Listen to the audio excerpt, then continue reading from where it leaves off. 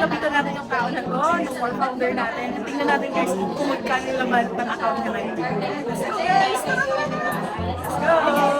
Ayan! Hi, mentor! Hi! Ayan, so by the way, mentor, gusto lang namin malaman kung magkano nga ba yung laman ng account niya. Okay lang ba? Kaya na. Sige. Buksan natin yung account natin. Sa may internet ka pwede mo lang access. Yes, ayan. Ayan, so, para malinaw. Ano yun? Ayan guys.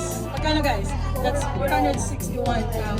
Ayan. So yun, mentor. Oh, grabe. Message mo naman, mentor, dito sa mga tao na nakakita ng video na to. Yes, sa lahat ng mga kapanood ng video na to, ngayon pa lang ito-congrats na kita kasi nakita mo to.